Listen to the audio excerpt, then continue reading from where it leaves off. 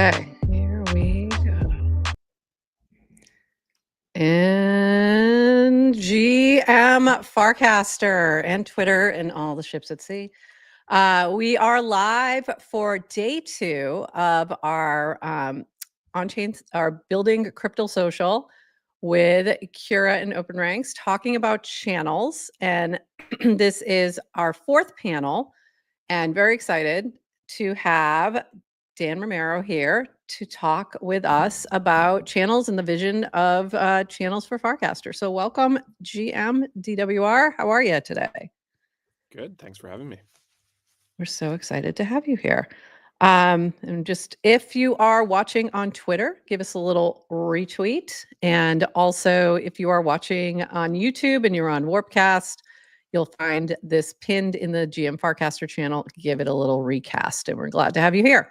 So, Sahil, I don't know if you want to get us started with the first question that you had put together. So the OpenRank team's been putting these panels together and has some questions. So Sahil, I'm going to turn it to you and let you kick us off here. Yeah, thanks so much for having us again, Nanish Prof, and thanks for joining, Dan. So we've been, I think, since yesterday, we've been really exploring the idea of building communities on Farcaster with channels, and I think channels was started as an experiment, reached a level of being a great building Lego for communities on Farcaster. There's about 15,000 and more channels now. And I was looking at the Dune dashboard, which tracks just cast activity across channels. And there's, I think, about 500 to 1,000 channels which have great unique number of casters and volume of casts every week. So they're still being used, by specific communities. It could be topical communities, it could be token communities.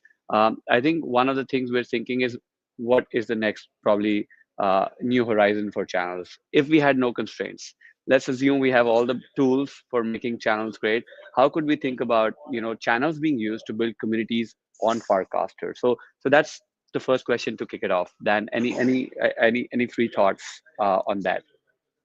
Yeah, so I think that the original goal with channels, and it continues to be, is to broaden the kind of set of topics talked about on Farcaster. I think one critique of Farcaster when we launched channels, which are now almost 2 years old, was that it was very crypto-centric, or the topic of conversation was monolithic. Like whatever was on the timeline, it felt like a big group chat. And I think with channels, it offered the ability for people to find kind of niches and other topics, cozier corners on the network, while still participating in kind of the broader, whatever meta discourse that naturally happens on a timeline, like, Farcaster or in this case, Warpcast. I think what's been challenging with channels is they work really well for people who are already excited about Farcaster and have kind of made the kind of like full all-in commitment to kind of making it work. They get over the hump of posting into the void, and that has worked for people again who are like already pilled on Farcaster. I think it's been a much more mixed bag for new users for a couple of reasons. So first is, I think people are like, okay, what is this thing? I'm used to Twitter. I don't tag things. Hashtags are cringe. Is it a subreddit? Okay, well, why can't I post in this thing? Like, so there's actually a lot of, I think, just like low-hanging fruit from a UX standpoint that could be improved. But I think fundamentally, what's been the most challenging with channels is to run a good channel is a lot of work, right? Like basically, you are an entrepreneur if you are running a channel that has any meaningful community. And that's the same to say for if you're running a community on Telegram or Discord. Like, communities are kind of not just like you set it, people join it, and then it just magically happens on autopilot. They have to be curated. Gardening is probably like the best like mental analogy, is like you just don't plant a bunch of seeds in a garden and hope you have kind of like this big harvest 9 months later, 6 months later. There's a lot of stuff to do. You have to weed, you have to prevent pests, kind of have to nurture the plants with water and sunlight and fertilizer, like all the stuff, right? You have to check your Farville quests and see what extra points you're going to get for that day. I Right, think, right. And gardeners are the most patient people on earth. yeah, right, and true. it's frustrating, and sometimes stuff happens out of your control. You have weather and like all this kind of stuff. I think in 2025 is a little bit of like a delayed gratification is like maybe an underrated virtue, and so I think that naturally people are like, oh, I'm really excited about starting a channel. I'm really interested in AI. You start it, and then it's like, well, no one else is posting in my channel. Like, well, the way to get that to go is like that requires a lot of like hustle and manual work of like basically reaching out, hand-to-hand combat type stuff. All that said, I think what the potential for channels is that if kind of at its end state is actually a tool to build a community in a way that you actually have a sovereign relationship for that community. And I think there have been plenty of examples of this where, Discord, you can go build a Discord, put the blood, sweat, and tears into doing that, and then have that yanked because it's okay. We no longer want to support crypto communities, or we find your type of content violates our policies. And you don't have to be doing anything illegal. It just could be that's where Discord shifts, or Discord says, hey, we're moving in a completely different direction. Sorry, you can't even export. You can't even communicate with your existing users to say you've moved somewhere else. And so I think a lot of people who've been around the block realize that, like, if you don't have a direct relationship with your audience, or you don't have a direct relationship with your user base in terms of developer, or as a kind of channel owner mod, if you don't have a direct relationship with your community, that can be rugged. And so I think that's the aspirational thing for channels. And I think that there are a bunch of tools that could be built to kind of like make that work better. But yeah, I think like channels aspirationally basically mean you don't need to use Discord, because Discord works well for a small group but doesn't really scale. And I think forums are a little bit more old school, but are really not kind of like mobile friendly. And I think Reddit is probably the closest thing to what a channel would be that sort of works on mobile. But I think if you actually look at most usage of Reddit is actually kind of like it's like a wiki knowledge based thing that magically gets a bunch of user generated content. A lot of people get there via Google, not because they are very active on a given subreddit. I totally do. Yeah, And that's I usually think when I that's end a up there. slightly different model, right? Because in the case of at least Farcaster channels today and kind of the aspirational goal, it's more about a community, less about like we are collectively generating a bunch of content that's going to do really well in search engines or LLMs. That's not to say that you can't use the primitive for that, but I do think it's worth like starting from a place of like Farcaster is a social network, and it is a kind of like mobile centric text-based social network with shorter posts. So naturally the channels are going to kind of conform to the shape of the network. Have there been any efforts to sort of just thinking about the Reddit and Google connection to with SEO, et cetera, for content that's on Farcaster to help with any kind of Such a small surfacing? scale. Like Okay. I think that there's probably some opportunities for us to improve that, but I think the problem that always comes back for Farcaster and the thing that we're really focused on is we just need more scale, right? Like channels work better if there are 10, 100,000x more people using Farcaster, right? Yeah. But I think today, you do have some very savvy people building channels, and they've built, Maritas with Success is always a good example of one. I mean, Peachy has a few channels that she's kind of building. Those channels are still fundamentally capped though by the number of people coming into Farcaster.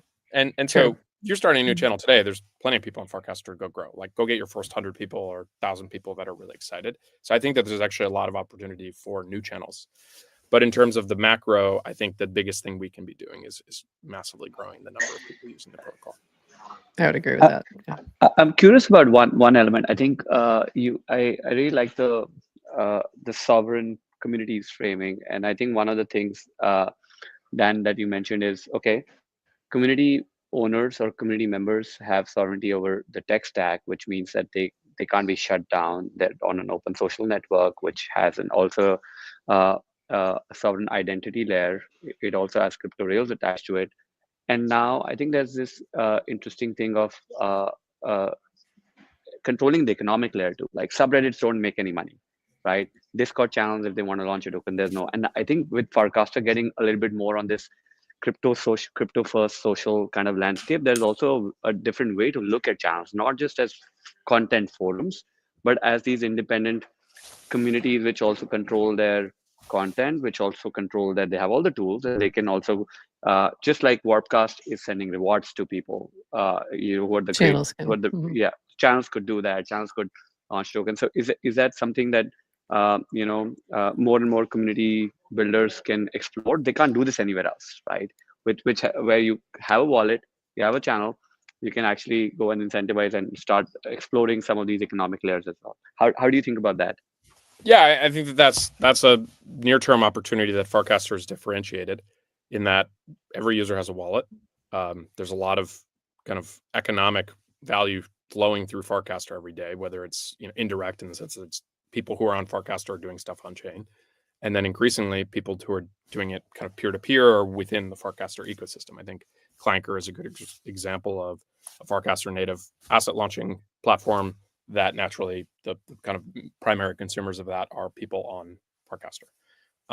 Hypersub, I think, traditionally has been like a good example of something that's been a little bit more paired with channels. And I know Cura, you guys are kind of building tools in this regard, but there are a bunch of people who actually were able to kind of compose a kind of basically a version of Patreon, still relatively rudimentary, using on-chain components and then actually kind of making it work with frames and token gating. And so the idea is like channels are a pretty flexible primitive. And I think that the probably the right thing to do here is like actually offer a couple of like very clear case studies for people who have been successful using channels as a primitive. And then specifically kind of like highlighting it. It's like, hey, if you want to run a community like Success, this is how you go about doing it, and making that as easy as possible, both within, ideally within Warpcast, but the beauty of the protocol is other clients can actually go do this stuff, and not be beholden to any other apps. So they can actually build a new type of experience, right? Something that feels more like Reddit, even if it's the same set of data. Yeah, I love that. What if you had? I know that there's been a lot of changes to channels. A lot of things are developing.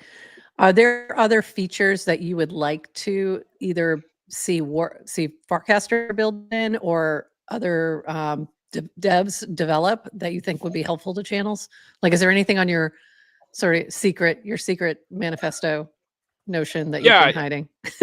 I think it's what I just said in the sense that I think Reddit is a interesting kind of UX that is pretty different than Twitter. And I think if you start from Reddit and work your way to channels versus starting from Twitter and working your way to channels is like done. Or rather, let me rephrase that. It's like we started with Twitter and we're adding Reddit like elements with channels versus starting with Reddit and then like kind of adding Twitter like elements. And so I think no one has actually done this other than Flink, which was Sloke's original, who now works on kind of the Warpcast team. That was his original client, permissionlessly built, and basically took every channel and turned it into something that looked like Hacker News or Reddit. So I think that is probably the biggest opportunity, is to kind of like just start from a client of a little less fast in terms of like the feel. Right?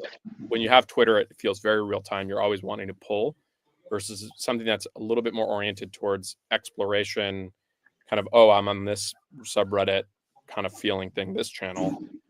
Maybe you have different feeds, right? Like, so I think one feature that people really like from Reddit is the ability to sort by top and hot and new and all this kind of stuff. We've tried that with Farcaster, just like too much complexity, right? Like Farcaster is a feed app, and it like really, really focuses on whatever's in the home feed is actually the only thing that matters from the vast majority of people who are using it. But the one thing that we have done, I should say Warpcast rather, like not Farcaster, but the one thing we have done that is somewhat interesting and unique is we've actually trained a bunch of people to post in channels. Like, it's like you have all these power users who basically are categorizing posts for, frankly, not a ton of benefit at this point. Like we tried a bunch of experiments where we tried to give additional distribution and it hasn't quite clicked. But because people actually use channels, that behavior is now accessible to another app that could actually approach it to be like, great, I can just plug into this, I can solve my bootstrapping problem, and then potentially offer features that actually actively encourage channel participation and things like that. And so so that's like what I would be kind of focused on if I was like coming into the space today and really working on kind of taking channels as an opportunity. I like that. Yeah. I think that makes a lot of sense. And we had somebody asking about why didn't you start with Reddit as a base instead of starting with the Twitter base? And I think it was, I don't know. What was the reason? Yeah, I think Reddit is Was too it just- slow, right? I Yeah. think Reddit, like, there's a bit of path dependency as it started in 2004 or 5. It's like the first batch of YC, which is crazy. You know, a lot of people. Yeah. That was it. Interesting. Yeah, I wasn't going to put that on All the right, we screen. can Thank chat you. about that. Thanks, Gloria. But let me just kind of like, you know, Dan internet history. Reddit's early version of YC. Actually, Sam Altman was in that batch too, like with his thing. Right. And, you know, Aaron It's wild. Swartz. Like, I mean, it's like a pretty stacked early, like the Twitch Yeah. guys. And Reddit sold to Condé Nast for like $70 million. So like they had an exit, and then they bought it back, which is kind of crazy. It's like Condé Nast owned this thing and didn't run it into the ground, but then sold it back, and then now obviously it's a $30 billion company today. The other thing to remember was Dig was actually much bigger than Reddit. Like, it was the front page of the internet. That's right. And then Dig made a couple of bad UX changes, and it actually sent a bunch of people over to Reddit. And that was actually a big growth area for Reddit. And so as a result, Reddit's just been compounding for like 2 decades, basically. But it is a web-centric, forum-centric. If you look at the design, it hasn't really changed much. I mean, they still allow you to use the old design. Like, it is a weird kind of vestigial internet thing that just is very hard to kill. In the same way that like Wikipedia or Craigslist, like that's or Google searches. Yeah. But I think it's like, it's just once these communities and network effects take hold and people get used to it, like that's pretty powerful. I think if you changed Craigslist right now, it would just go to zero. Like, nobody would use it. Right. Like, they're I mean, using it because they like it the way it is. Power of being early, compounding, and network effects.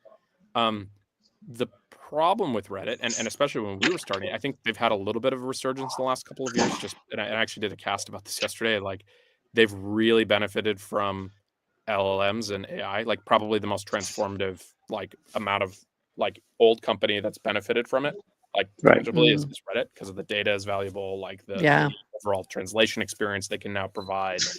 And the important thing is like the kind of naturally organic behavior that started because Google got so bad. Is people would query something and then add Reddit to the end because they want something for people, not some SEO garbage. Anyways, 2020 starting out though, Reddit is not really a mobile-centric app. And the other thing is it's extremely slow in terms of like the post frequency compared to something like Twitter, right? And I think if you're trying to bootstrap something new, slow is bad. Like, you actually want liveness. And so that was the kind of the thought of the thinking. Kind of moving towards Twitter. Arguably, maybe the right solution would have been like Texas Boomer. We should have gone after video, right? Like, there's a different version of the world where maybe that would have worked or not worked, but we did what we did, and so I think the trick though is I think it's always been a little challenging within Warpcast, which is very much Twitter, right? Call it Twitter with crypto characteristics for those at home who know that pun. But trying to mash both Reddit and Twitter together it just hasn't worked. Like, I've worked on a bunch of things in my entire career around product, and channels is by far the thing that's kicked my ass the most in terms of just like every time I think I have a good idea, it doesn't quite work. And I think starting from first principles, I think that the way to make channels work is probably have a dedicated client that like treats channels as the primary thing, not home feed. That's interesting. Yeah. And so we know if that. Yeah. Go ahead. Sorry, I just want to say that we know if Dan wasn't working on Warpcast, if he was a dev, he would work on a Reddit client. He would work on a Reddit client that was like Warpcast. Well, because the nice thing is the data already exists, right? So it's you don't have to bootstrap it. So it's kind of like maybe this is the second type of client that you would tack onto this and then kind of go on a different path. You had a question before. a little bit vulgar, but we can kind of go back. Let me look. Yeah. When I have Vampire Attack Reddit instead of Twitter. Okay, so Yeah. Vampire Attacks don't work. Like, end stop. No one has ever successfully Vampire Attack anything. It is a fake construct that people got nerd sniped because SushiSwap tried to do it to Uniswap, and it didn't actually work. The reason is, in consumer apps, people's habit is extremely strong, and you'd have to pay an insane amount of money per person to get them to actually switch. And even then, it probably won't happen, because the network effect and the value of an existing network is the sum of everything, right?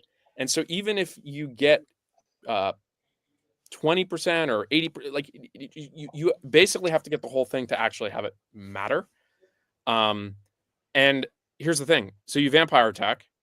What happens when you stop paying people? Like, you just like magically created retention and like usage. Like, this is like, it's magical thinking. And so I think like I get a we've little seen that play out so many Vampire Attack. times. It's just like, We've first seen it principle, play show out me so many something that's times actually worked from a Vampire in Attack. crypto too, with airdrops. It's the same. It's the same concept, really, with airdrops. Like, you think that it'll bring people in, but as soon as you stop paying them, sometimes it just doesn't work. The airdrops that have worked really well have been to the ones who people are using the product, and because they're using the product, they get this airdrop. They continue using the product. Yeah, So, or let's start. You have a product that people actually really want to use, and it's growing on, and the airdrop is actually a tool to actually grow the thing that is actually working. Right. And I think that, like, there's so much short-termism in crypto of just like, oh, just give a token. It's just like, yes, I understand what the argument from your perspective is. It's like, you get free money. But that free money doesn't last forever, and it takes the thing that someone's trying to build for a long-lasting and durable thing, and it's just like, okay, let's pull that forward, and then just where's the value come from? And I think like so much of people in crypto is just like, well, I don't actually care about the long-term value. I just want to get paid. And so it's like, okay, great. So coin operated people are coin operated. News at 11. Like, show me the incentive, I'll show you the outcome. I think just one thing there on that point is, you absolutely I think agree with it, and you have to build a new habit or a differentiated habit to actually build that new set of network effects. And it's a slow thing. In crypto, we're used to fast things. Hey, let's move liquidity, right? So I think at the end of the day, if we have to, even when we think about crypto social, we have to explore new frontiers for new form factors, which the same or new people might be excited about. I think Clanker is a great example. On Warpcast, they were able to engage, have their own user base, but they were differentiated pretty well, right? And the user base is still same, but you're building a new habit. All the people who thought that they would not launch meme coins on a feed, they're having fun launching meme coins on a feed, and that's fine, right? And so I think that's one of the real kind of hidden truths which we don't entertain, because in crypto we feel a lot about, hey, let's just get users from here and there and give them money. Very, very short term kind of mindset. We do have a good question here from Basement 5K. Do you have any plans on making channels more navigable, like being able to natively search a channel for casts by user X, or search keywords within a channel and only posts related to those keywords show in the feed? So a little, I guess, really kind of the focus here is on search, but within channels. So I'm pretty sure we have some advanced search right now. So let me just see if I like. It does search channels. It definitely, Yeah. So if you go to like search on web, we have filter by user, filter by channel. So that exists. I think that the tough reality is all of these features are good ideas and improvements that, like, yes, that would make things nicer, good kind of like UX. The reality is they don't get used. So they get used by 5% of people. And so for the people that want to use that, it's like, great, this is delightful, this is amazing. But you're already on Farcaster. Like, you're already here. And so I think what's challenging is, yes, can we increase delight for the existing people who are here? Like, make them like Farcaster even more? Absolutely. Like, totally possible. But the challenge is if we do not grow the social network, and I sound like a broken record because I always go back to this, like, the thing doesn't actually work. It kind of continues to be this subscale group of people who are really passionate about this thing. But like, I think the promise and the excitement of Farcaster is the ability for it to have tens of millions, hundreds of millions, 1 billion plus people using a protocol. And so I think, like, improved search, again, it is objectively improving the experience, but it is not the thing that is preventing people, from signing up. I think that the primary reason people don't sign up is like they don't have a clear value prop. It's like, why should I sign up? Why should I care? Right? I think one way to think about social networks, social media. I prefer social networks because it's more people oriented than media. Although I like crypto native social media or media. Is I wasn't offended. It is what Facebook measures their like North Star metric in all their earnings reports is time spent, right? Yep. Like it's literally not even daily active users because they have so many people using it, billions of people, but it is actually how can we increase the amount of time across our portfolio of products, right? Instagram, Facebook, WhatsApp, spent in our app, which for them, it is because they make money off of ads. So like ads is a function of time spent. However, when you actually think about what consumers are using social networks for is generally like some version of they want to be entertained.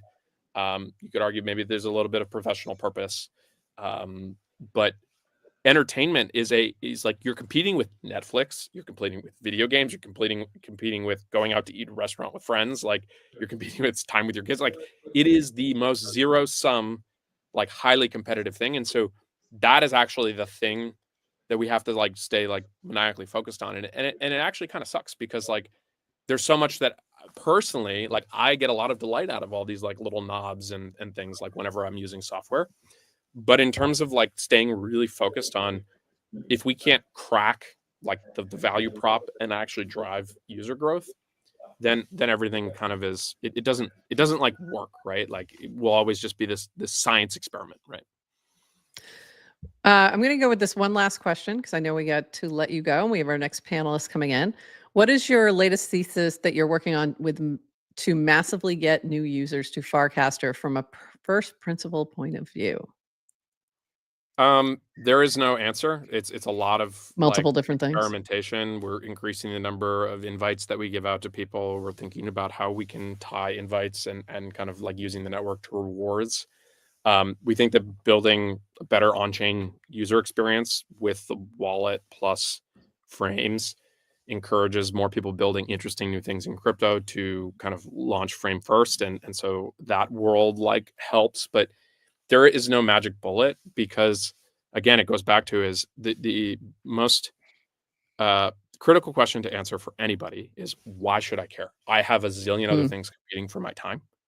And I think everyone, if you talk to people on Farcaster, why they like Farcaster, everyone has a different answer. There is actually not a universal answer. The closest thing to universal answer, which a lot of people on Farcaster find like a little like, I don't know if I like it, is make money. Like, and it's a variety of ways to make money. Some people are here like, I want to try to make money trading. I want to make money airdrop. Like I want to, whatever. Other people are like, I actually want to build a business. I want to build GM Farcaster. I want to start a startup. So I think there's a universal kind of theme there around there's economic opportunity on Farcaster in a variety of different ways, and largely driven by the fact that it is both kind of crypto native, so the economic stuff can social economy, but also because it's kind of open, permissionless, decentralized, and programmable, right? And so if you have a great idea for a client and a client that can go after like making channels great, you're able to go do that.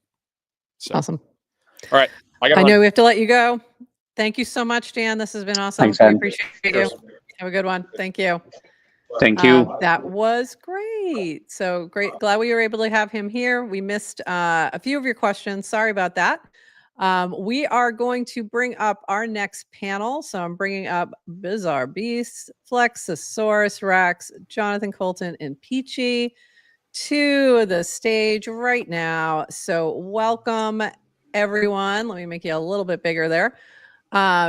Excited to have you all here. So the first thing I want to do as we start this panel, talking about, again, we're talking about channels and on-chain communities. I want to start by having each of you just a quick intro, talk about what channels that you are either, or communities that you are involved in, managing, modding, whatever connection you might have. And let me start with Bizarre Beast, and then I'll go to Flexosaurus Rex. Hey, how's it going? I actually started the Bizarre Beast channel That would in be an effort appropriate to, because it would yeah, be it weird if makes someone sense, else did. right? It would be really bizarre for weird. sure. Yeah, it would be bizarre. So actually, and it kind of developed into a beast of its own.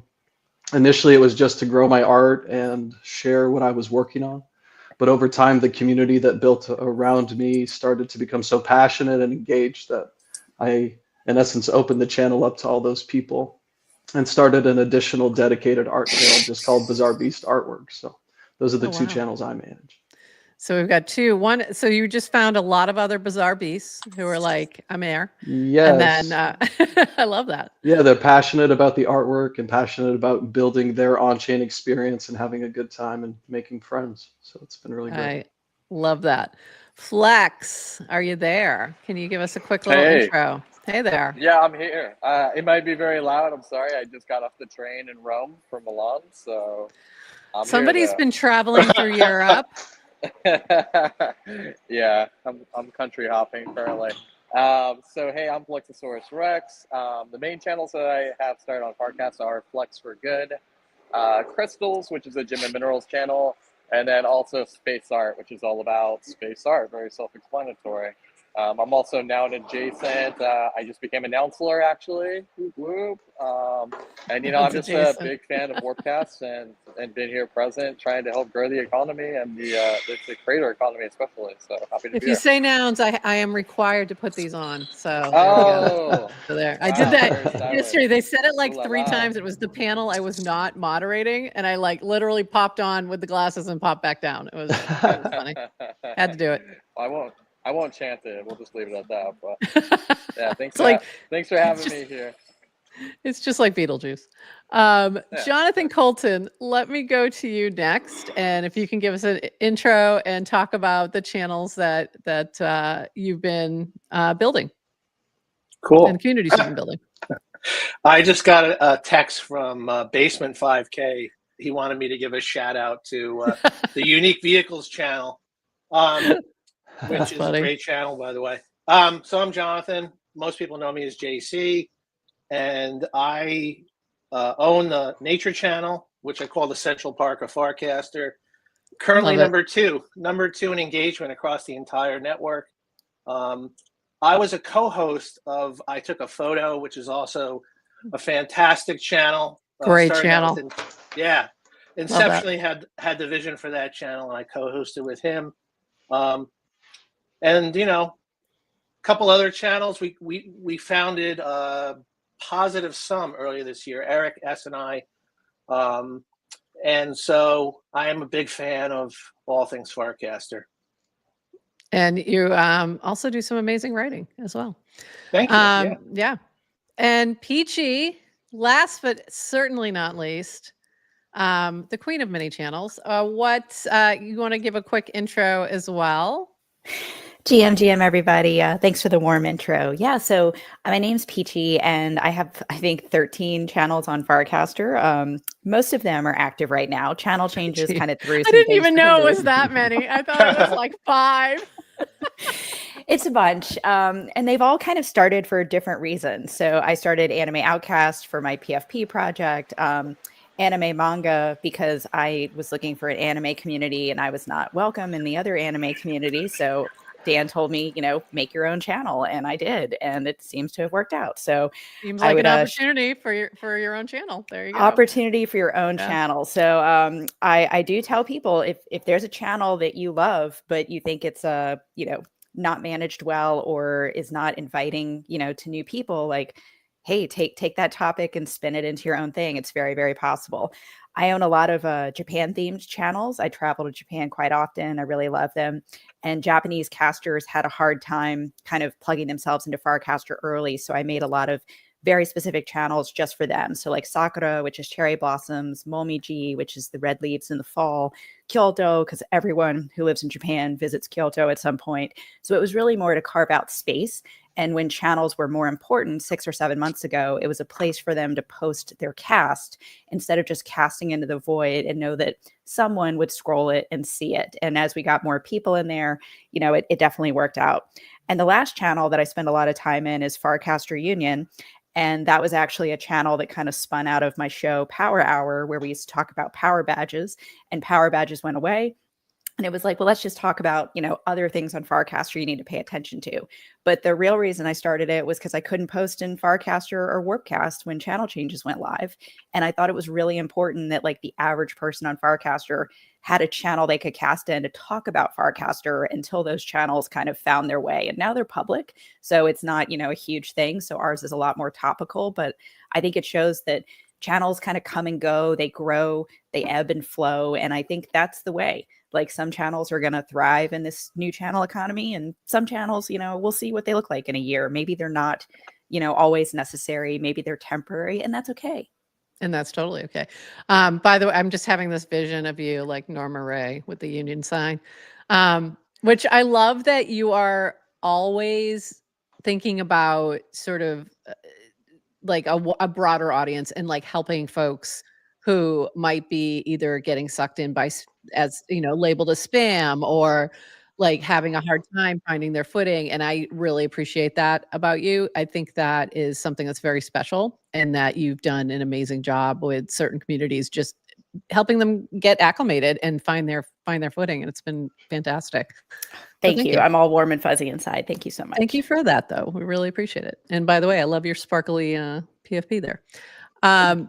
So let's dive in. And if you have questions for any of these folks, please drop them in the chat, and I will try to get to as many as possible. I knew we were going to run out of time with Dan, so we didn't get to too many, but we'll do our best. We're going to start with some questions from the Cura OpenRank team, who's been putting this amazing virtual summit together. So they did all the prep here. So their first question is, what makes Farcaster Channels an attractive space for artists and creators compared with other platforms? And, just essentially like, how is this helping with artists? What has been your experience? And I'll start with Bizarre Beast, and we'll just kind of work our way around like we just did. I've been involved in social media and the web space for many years now, trying to establish a strong foundation in order to which to grow a business from. I have honestly found that Web 2 social is diabolically opposed to sometimes smaller or new artists establishing themselves and growing a base. And the second thing that I find that Web 2 social is lacking in, which is community building around a certain idea or topic, rather than just following and engaging or categorizing through hashtags.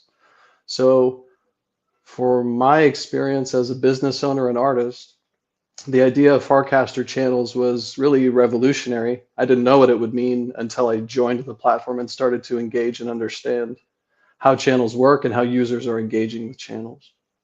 So from that perspective, really from day one, once I understood how the system worked, I was able to immediately start, I think Dan said it best, one-on-one, hand-to-hand combat style. From day one, I just went out one-on-one, creating custom artwork for small communities and niche channels, and establishing relationships, and slowly over time building a community that stuck around rather than just liked and left. So it's really a powerful tool.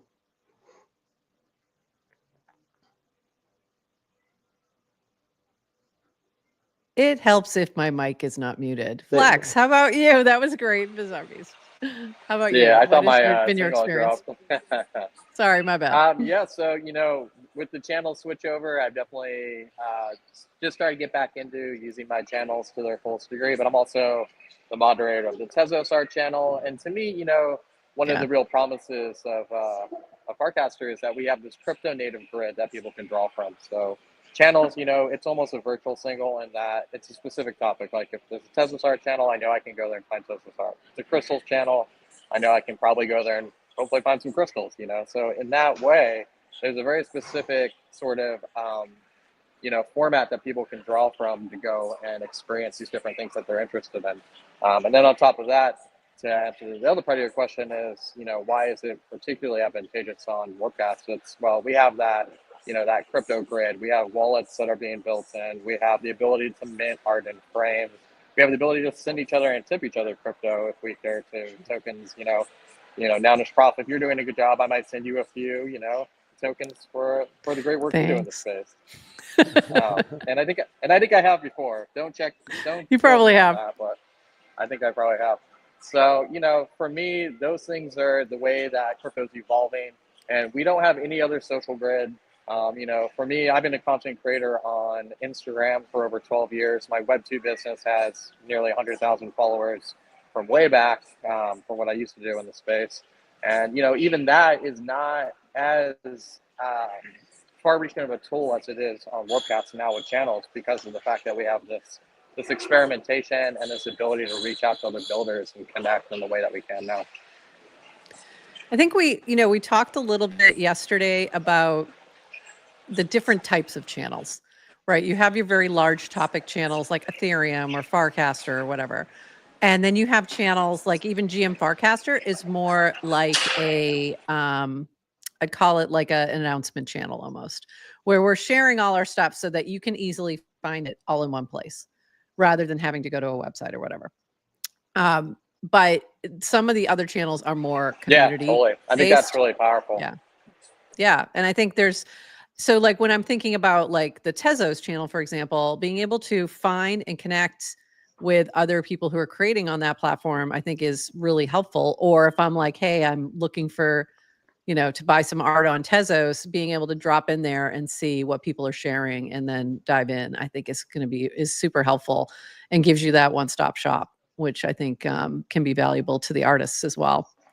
Jonathan, let's go to you for that same question. What makes Farcaster Channels an attractive space for artists and creators compared to other platforms?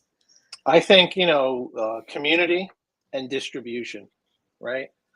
When I joined, I was super lost. And when we started spinning up, I took a photo, and all of a sudden, like, there was a rush of great artists coming in from Instagram and Twitter who I knew.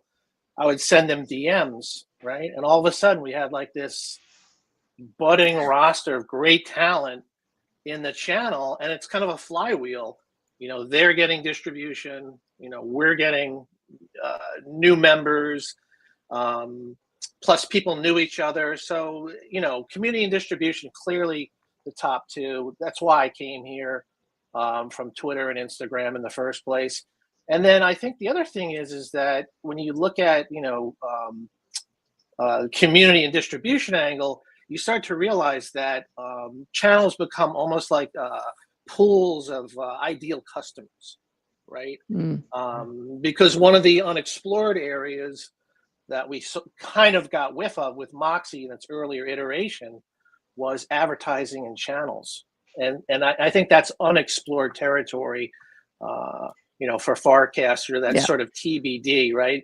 All of a sudden, you're going to have a large pool of customers who are receptive to your thing in one particular channel. So I think there's future value there as well.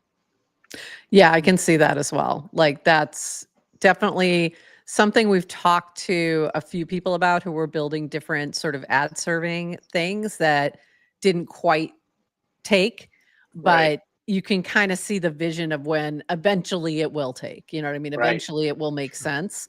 But it also feels like it has to be done in a very organic manner that doesn't feel disruptive to sort of the feed, if that makes sense. Absolutely. Yeah. Like, if people want something, like you're going to, people are going to dial that in the future. I don't think we're there in terms of like network traffic and throughput yet. Yeah.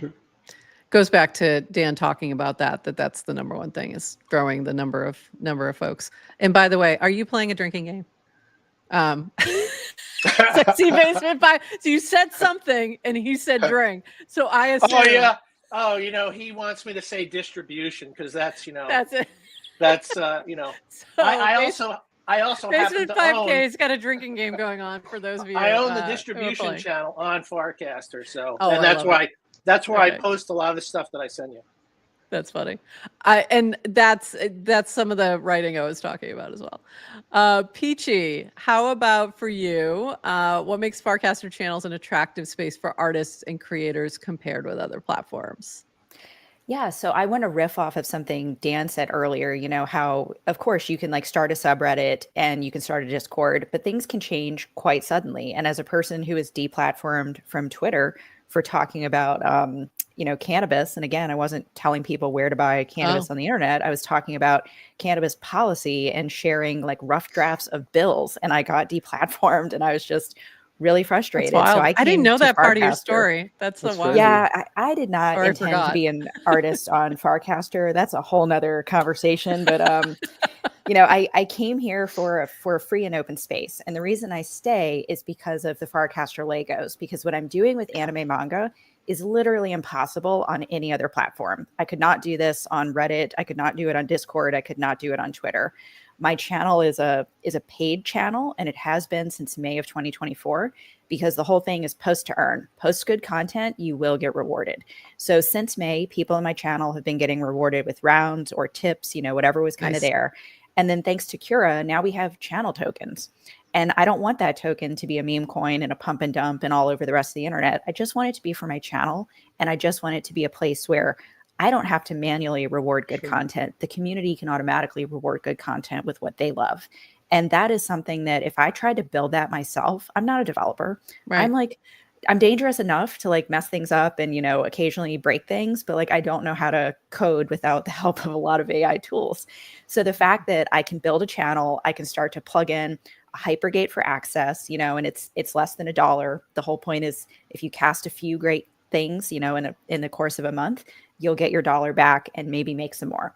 And everybody in my community up until yesterday, great job Warpcast team, by the way, doubling the amount of people with level 2 spam labels, which means there's twice as many accounts now that are eligible for Warpcast rewards. Okay, so that's a good thing. It went in the right direction. I saw your post and I was like, is this bad thing or good thing? I don't know what level 2 means. So I had a little panic. I'm like, oh no, is she going to lose it or is it good? Same.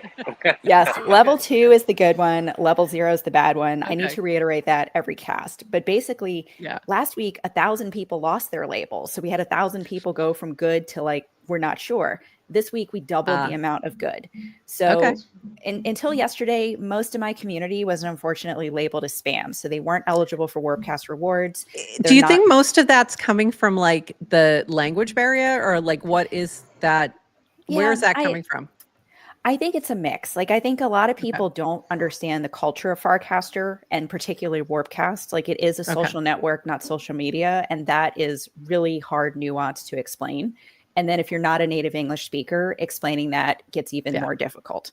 So I think my community leans non-native English, leans kind of new, and leans a little bit memey and fun, which can sometimes be interpreted by the algorithm as spammy. Okay. Yeah. So I love channels because, you know, the spam algorithm's not active in channels. It's your channel, your rules. And now we can reward people for their content, even if the greater Farcaster network isn't totally into anime. That doesn't matter. If my people are into anime, they can come into my space, they can hang out and they can do well. So maybe they're not eligible for Farcaster rewards. Doesn't matter. In my channel, you're eligible if you just like authentically hang out, give your likes and your recast graciously to the community, engage with people. And now people are making friends and we're seeing our leaderboard change dramatically. We're seeing people come in and within 3 days of posting, making it to the leaderboard and the next week having some anime tokens to claim. And I think that's a good motivator. I see the same thing is happening in nature, right? Like everybody can go outside and take a picture of grass. We're not asking for this huge lift. We're not asking for you to become a content creator overnight. We're not asking for you to become an artist overnight. We're saying share something that's personal to you, that's authentic to you. Find the right channel to put it in, and you can do well here. Even if maybe, you know, you're not on that leaderboard yet. And I say yet because it's changing, it's getting better, and the team is expanding it. And we can all imagine what that looks like when there's 5,000 people on the leaderboard. You know, there's 1 million FIDs now. Like every day we're getting more. But I think have we hit 1 million? Offer a cool space. I think we did. I think a few hours ago. Okay, because I saw it when it was like 35 left, and like the urge to go and just like spin up 35 new accounts was very strong, but I pulled myself away from it. So I saw a Dune dashboard, and it did not have who had FID number 1 million. So I have a feeling that FID 1 million maybe went to the Warpcast team. They might have been waiting to snipe it. Yeah, I can't guarantee it, but I thought it was interesting that it was missing 1 million. That's funny. Either that or it's like a Y2K kind of problem where it didn't know how to calculate that million. I don't know.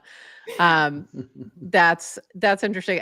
I want to sort of pivot from sort of the questions we had laid out to just talk about building community. A lot of times in Farcaster, we talk about this URL to IRL connections. And I'm curious, in terms of community building within, you've all talked about sort of different aspects of this, where you started, Bizarre Beast, for example, starting with you're just posting your art, and then all of a sudden you have this community, to, Peachy, who very specifically is, building communities. How are you like engaging folks every day, getting them to come back, incentivizing sort of people connecting beyond just sort of posting on in your channel? And I'll start with Bizarre Beast and we'll just make our way around there. Sure. So, I mean, we're all here because we're into crypto. We all love tokens. So I really kind of approached this community with 3 things in mind: community, culture, and coinage.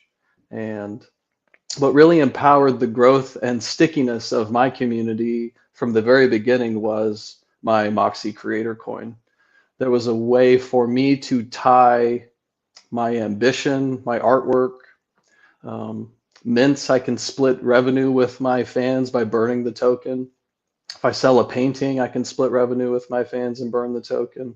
There's a lot of ways economically that I can incorporate the culture that I'm building with my artwork into the community that's forming, to where it's advantageous for everyone involved, not just me, to collect my artwork, because everybody grows economically through the coins that we have available.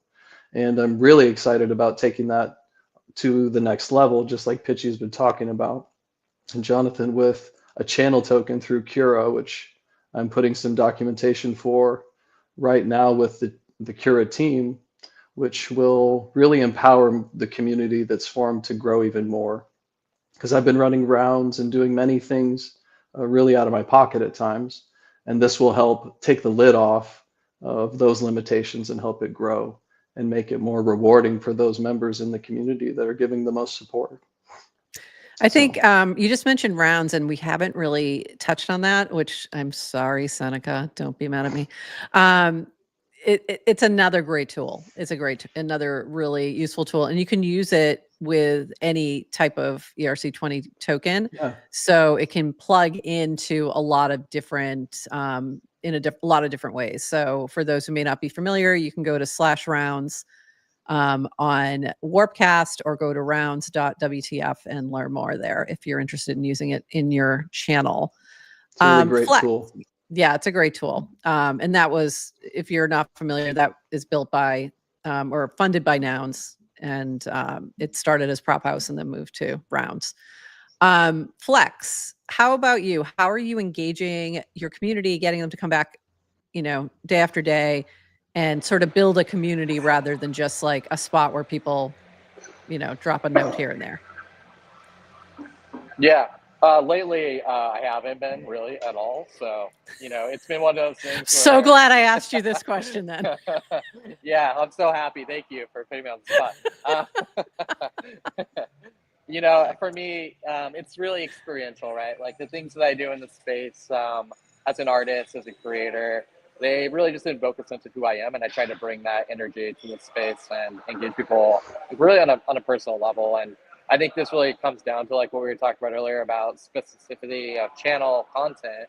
And like for me, it's like, the Crystals channel, that's a very specific thing that draws from something in my past, right? And people find intuitively interesting regardless of me. I could be trying to repel them, but if I post a nice crystal, they're probably going to want to look at it regardless, right? So, the Cura team, I'm really excited to learn more about the tools they've been together.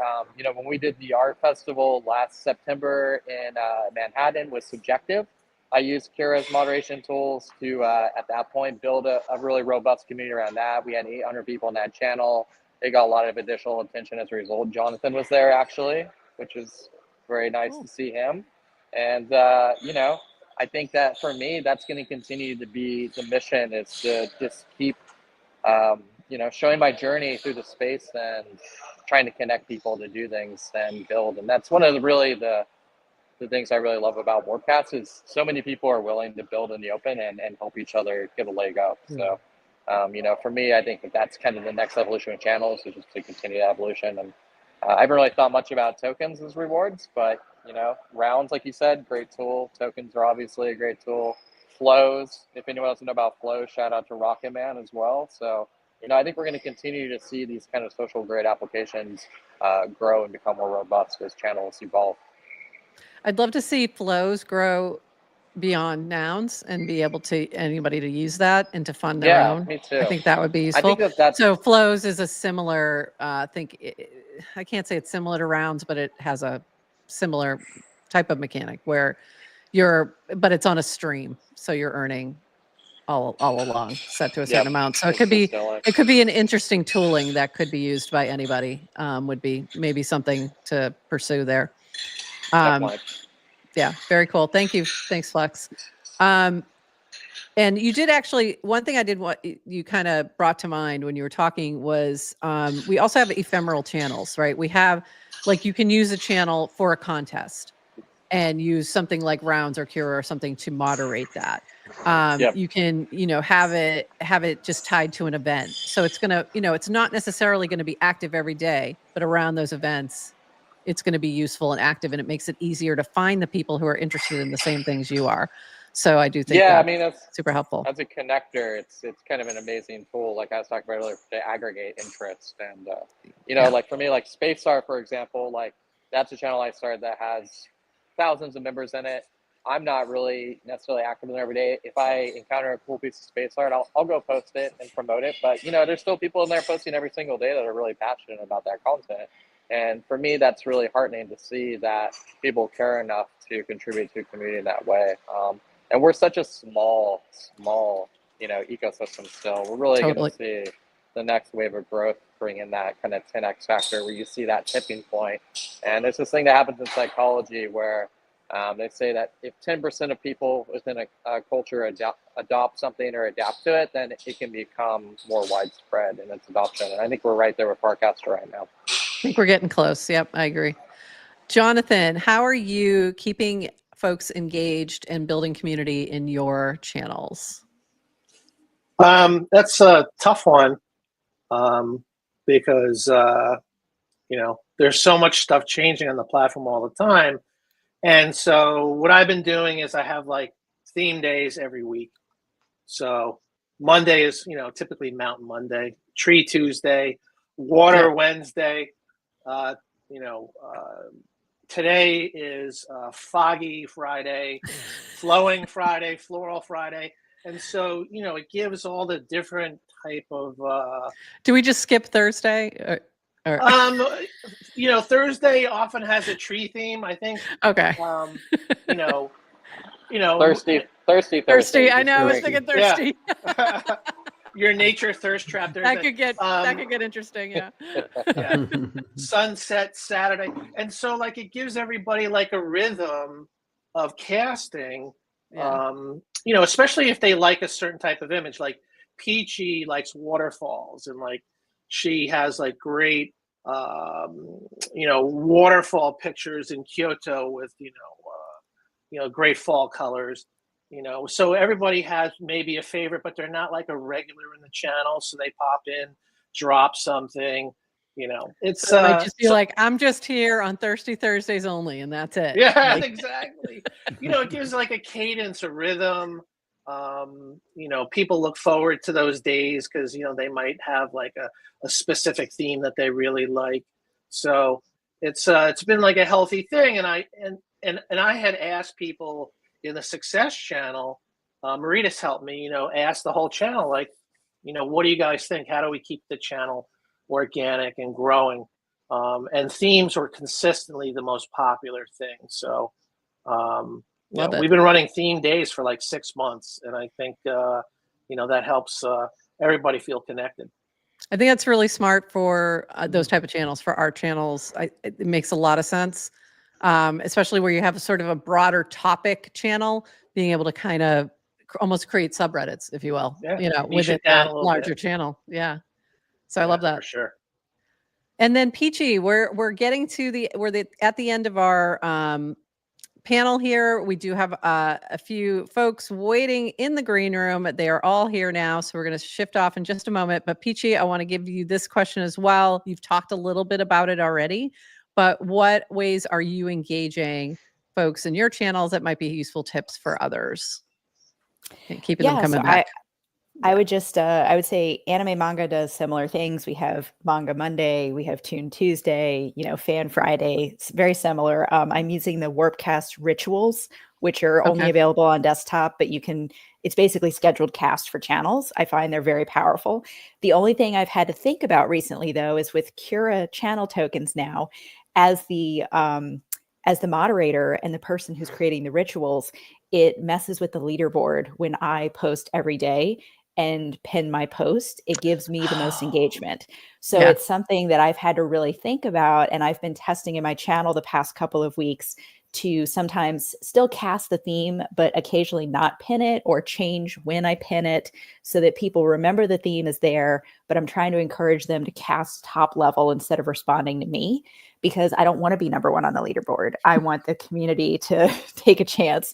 And I realize that that's kind of the double-edged sword. If you're the most active person in your channel, you're going to get, you know, the top of the leaderboard. And that's not my intention. So it's made me really think, you know, how do I want to do this going forward to make sure that I can still kind of guide the community on some topics and give them some ideas, but not necessarily, you know, have them respond to me to take that idea and then cast it instead of responding directly. So top level cast rather than reply. Yeah, exactly. So it's a new kind of way to think about engaging with your community, to say, don't engage with me. Use this as a stepping stone to build your own engagement.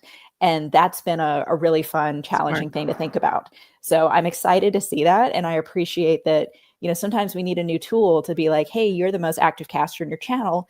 Do you want to be? And it's like, no, I don't actually want to be the most active caster in my channel. I want to be active, but not the most active. I want to see who else wants to, you know, step up and get showcased. So it's been a really good, just different way to slice and dice and think about channels. Love that. Also, we have breaking news. GT said the 1 million FID was not sniped by the FC team. So there you go. Mystery remains. All right. This has been awesome. Thank you all for joining us today. And thank you, Cura team, for bringing this amazing stacked group together, as that was when you guys started. That was the comment. This is a stacked panel. What a lineup. So all of that. So I agree. It's been amazing. So thank you all for being here. This is what it was. This episode is stacked. So thank you all for being here. And we're going to bring up our next crew. So you guys can all drop down and we'll see you on the timeline. But thank you so much. Thanks, Bob. Bye, guys. Bye-bye. And while we do this shift off, I'm going to put this up for our next final panel and bring up the rest of the crew here. So Sahil, McBain, K-Mac, and Johnny coming to the stage. And I am going to jump down, and Sahil is going to be moderating this, and then I'll come back at the end to do a little sign off. But hi, friends, before I go. I'll see you. I'll be watching from the green room. Thank you. I think this is cool. From one stack group to another. Hey guys, thanks for joining. This is the last panel of the day, yeah, we can say we've saved the best for the last for sure. Now that Nanish Prof is not here, but cool to have you guys. We'll jump right in. We have about 25 minutes. So I think this is we know who's the super admin here, right? Anyway, so I think we've been talking about channels and communities since yesterday. And for me, you guys are the flag bearers of that on Farcaster. You're all great channel entrepreneurs. So it'd be good to get into the weeds and think about how we can improve what we can do with channels on Farcaster. Really, that's kind of the highest level theme. We started the day with Dan sharing his wish list. for channels. We've heard amazing things about channels, could be like subreddits or Discord channels. I think all of us are either building tooling or using channels in different ways. And let's surface that today and see what we can kind of share as good case practices with folks. So to get started, for anyone who's listening in, of course, I think it's hard to miss McBain, Nonlinear, and KMac on the timeline. You can know more about them. I'm going to put them on the spot and ask them to share their one-line pitch for their channel, what they're doing. But while they think about it, I'll do a quick intro. So we have McBain, who's moderating the parenting channel and the founders channel and many more perhaps, and we'll talk about it. He's also recently launched ClankPad, which is a great tool for channel moderators to create an economic layer for their channels. We have KMac, who's been moderating the football channel, but there's many others. I think Shower Thoughts is also one of the school channels that he's running. And then we have Nonlinear, who's the founder of Hypersub. He's serving all possible channels with an amazing tool, as well as the moderator and owner of the Memes channel, which is the top 3 channels on Farcaster ever since channels were created. So it's awesome to hear from all these folks. I have a few questions, but maybe let's start with Nonlinear. Johnny, your one-line pitch for Memes and your vision for Memes as a channel on Farcaster. I guess the pitch would be, laugh. Like, go to the Memes channel to see good memes, to have a laugh, to steal some memes, post them elsewhere, post them in your family group chat. And then as far as the goal, I think it's to try to create some kind of sustainable economic engine wherein there's money coming in through various means, whether that's advertising, tokens, membership. Like, I think that we're in this discovery phase right now of crypto, specifically for like consumer use cases for communities. I don't think anyone's really figured it out yet.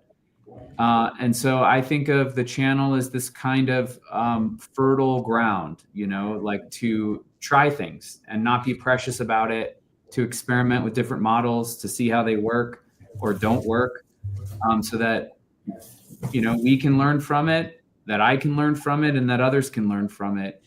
But the goal is to not just create value, but to capture value and then to share that value with the people that make the channel special. That's awesome. McBain, you wanna talk about parenting founders or any other channel? Yeah, parenting is probably the most like wholesome thing that I have going on right now in my life. It's a super fun channel. I created ClankPad and I actually banned it from parenting because I just don't want to ruin the vibe in parenting. But no, I think it's really great in that it's like a refuge from all of the rest of crypto, but you also get to talk with crypto friends. And so it's like people you have this cool and common thing with, but you get to commiserate about other stuff, which I think is really great. We did something a while ago, which I'd love to do more of, which is Will from Splits had a baby, and then we as a channel bought him a gift card to like buy dinners. And so he could get his favorite dinner for his wife when they, were in the postpartum stage, which was cool. So my dream for parenting would be every time somebody has a baby, we send like one of those in the Nordic countries, they send you a box when you have a baby. That's everything you need to keep them alive for 3 months. And it also doubles as a bassinet. So I'd love to be able to like do that through parenting, which is really cool. Also shout out the hockey channel. I run that because I play hockey, and America lost to McDavid and team last night, which is okay. But yeah, just channels like everything Johnny said. It's an incredible place.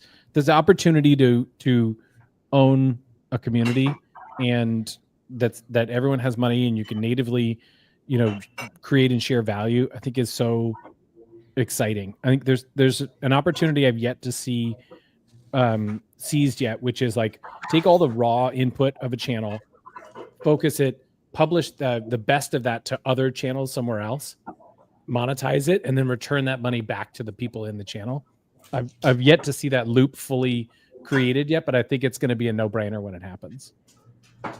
That's awesome. Yeah, I think we'll get into you and Johnny both touched on interesting themes around how do you create this economic layer and bring that value back to channels and communities. I think that's something where we really explore the design surface of where crypto comes in with social. And I think that'll be a fun chat. But let's hear from K-Mac on I don't know which channel he's going to choose to talk about. Football. Go on. Yeah. Football all the way. So the main mission is a little amorphous. Football is full of rival gangs. Like there are parts of London you can't walk through with the wrong color. That's all coming online. So there's nothing here that says, oh, it's one thing. We're going to try to align and have a common passion and a thread pulled through the channel. But really, this is going to be a lot of different contexts. It's going to be different countries, different leagues, different teams, people that love players, people that love managers. So it's going to be very much decentralized, but with their own little sub-communities as part of it. But one of the big things that drives me is how can we make people profit from their passion? So that would be maybe the one-liner. Like we want football, we want those fans to profit from their passion. Okay, that's amazing. I think that's very in line where we're getting great comments for all the channels. But I think the profit and community is a good theme we can explore in a bit. But I think one thing that I want to also surface, which is becoming clear, is that so far on Farcaster, we've seen a lot of in its current form, Warpcast is well suited for creators. It's a Twitter-like mold, form factor, and you guys with the things you're building with your channels are more the nucleus is communities, right? You're trying to bring people together around a common topic, around a common theme, or a common shared goal, and try and drive engagement and grow your channel and grow your people who can participate. And in that sense, then you're kind of what's a reference for Web 2? It's Reddit, it's Discord channels, it's Facebook groups. Like there's a bunch of what McBain said about parenting. You still go to Facebook and actually find great content on Facebook groups around parenting. Maybe not great, let me take that back. But it is a place where there's sufficient content. Similar is the case with Reddit when you want to find memes or 4chan, Johnny, when you think about what's a compatible Web 2 for memes. And for KMAC and football, you would also think about places like Reddit or other. So you're kind of competing. I don't want to say compete, but there are good references for community venues in Web 2. And we're just getting started on using Farcaster for that, right? So what are some of the tools? I'm curious about how you think about what is the minimum viable table stakes of tools and interfaces, which create a great parity UX for users who want to chat about football, who want to actually make it easy to contribute or view memes or be a parent and not have the same hoops to cross as any other crypto social app, right? And it's pretty much like Facebook groups or Discord channels or Reddit. So I'm curious, how do you guys think about these tools and interfaces? That is kind of one of the central themes of the panel that we wanted to discuss. What are you currently using? What do you find useful so that the other channel mods who are listening or tuning in right now or later come back, they can learn from it. McBain, we can start with you if you'd like. I mean, in terms of minimum viability, right? It's just Warpcast. They've done a really good job. Many people have tried to front run Warpcast features, and it's not a winning game. I think the best thing to do is to just use that. The more detailed features come when you're really trying to verticalize and monetize it. And the important thing is to decide for yourself what kind of channel it's going to be, right? So for parenting, it's a wholesome community. It's much more like my physical neighborhood, right? But for hockey, it's much more like a subreddit, right? Like I could see a world where we try to monetize it and try and, grow it to get more value out of it. And that I'd want to use things like Cura and Hypersub and, maybe other things. So it starts with what are you trying to build out of that channel? And then you can decide your tooling. Johnny? Yeah, I think that's well said. I would agree with that. I mean, I think that the actual hard part is the building, you know, like of the community. I mean, it's a strange emergent phenomenon, you know, and it's hard to repeat, you know, like what worked for Reddit, you know, decades ago at this point, like is not going to work for Farcaster, and probably whatever works for Farcaster is not going to be repeatable. These are like these very unique combination of things, you know, and they're at certain moments in time. So that part I feel like is really hard to get right. The best, like all you can really do as a channel owner is just show up and do your best and try to create a vibe and a culture and an energy that it attracts other people, that makes them want to participate as well. And I mean, but ultimately we're kind of downstream of, I would say, Merkle to like majority downstream of Merkle, and to a lesser extent, I think other developers. But then really it's like, I think that you asked this question about like, what's the table stake thing, or like what's like the bare minimum that you need. And I actually think that bar has gotten super, super high, you know, in the last, like, I don't know, 5-10 years. Like the demands on attention are like, is probably the most competitive game in the world. And you're competing with like superpowers, you know. It's like David and Goliath. If David is like 1 inch tall and Goliath is like 1,000 feet tall, like it's so asymmetric. And you need really good content. You need really good feeds, you know. And I feel like crypto is in this process of trying to figure out a new competitive axis, which is like economics, you know, which is we can look at these incumbents and we're like, damn, you know, how much money is Reddit worth? Like, what's their market, you know, what's their market cap? It's like enormous. You know? Yeah, $30 billion. Right, $30 billion. It just came out a day or two ago or whatever. Well, how much of that is going back to the people who make it what it is? You know, close to zero. And so I think it's a good competitive axis. It's a good lens through which to look at how to compete with incumbents. But we haven't, I feel like it's still very unclear like what the winning strategy is there. And so we're still, you know, it's like, is it tokens? Is it memberships? Is it some kind of point system? Like, what's the model here? How do we take advantage of this like rich raw material that we have, which is like economic primitives, programmable economic primitives? How do we use that?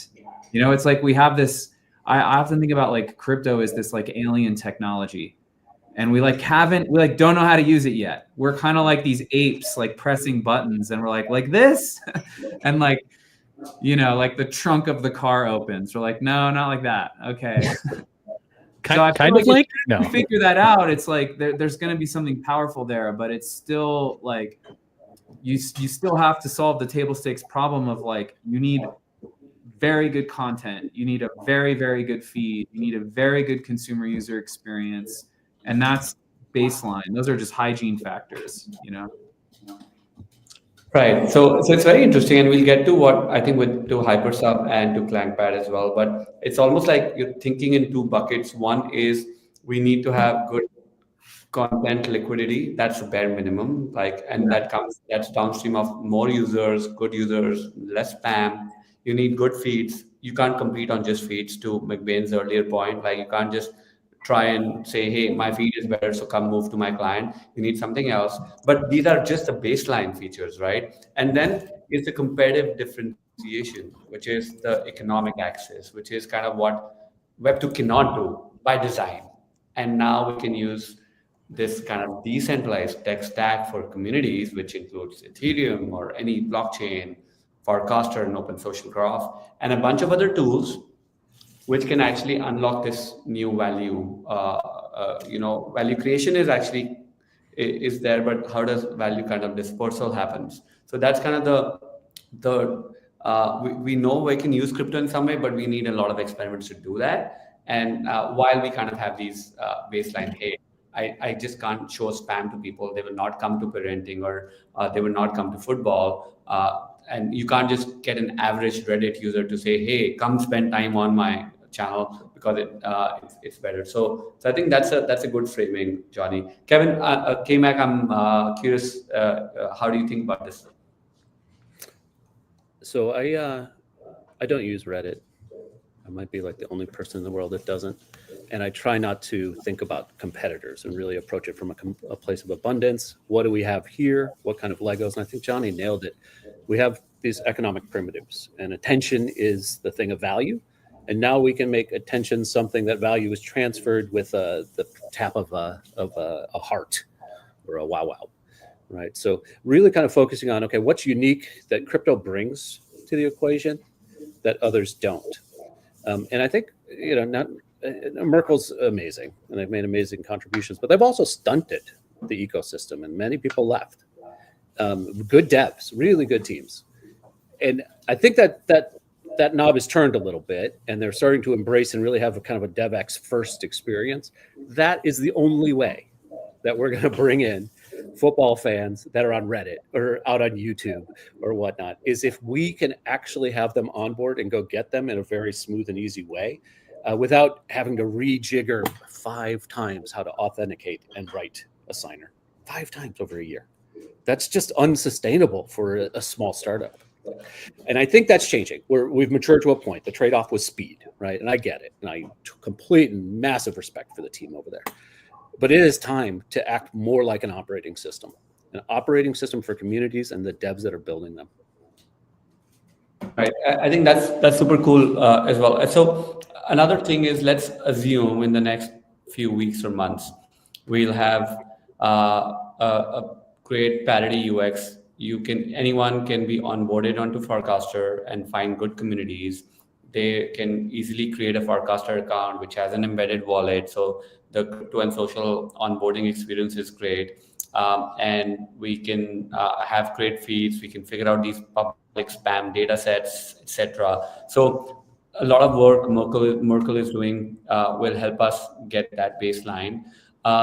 I want to dive in a bit on now the economic engine part. I think that is kind of an interesting design space, right? And we have Hypersub and we have ClankPad as 2 great examples of that. You build a community on Farcaster. You can gate it easily. There's a lot of gating tools. You can create subscriptions. You can create everything that exists as a monetization layer for bringing in people, seeing what the treasury stack of a community is, and then start to disperse it. People can every post could be having some value, right? Within a channel, how do you pass that value back? How that discovery happens? So there's a bunch of these things which can be an economic engine for a community, which is the kind of the differentiation piece. I want to probably start with Johnny. If with all these controlling for all these issues we see on onboarding, on Farcaster, etc., if you had to have a wish list, or what would be the ideal kind of growth and end state for building this crypto social experience for communities, which is having this differentiated economic engine?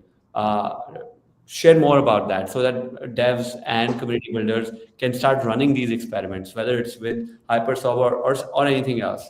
How do you think about it, Johnny? Put that, and memes is a great example. Why I want to start with you is it is probably the channel which has an economic engine, and it already you've been earning money from the Hypersubs and distributing it back. You've been building the tool to serve meme channel, dog fooding everything. So talk us about where do you see this going, like controlling for all the issues that we can solve. Yeah, it's a good question. I mean, I guess the short and simple answer is like, I don't know.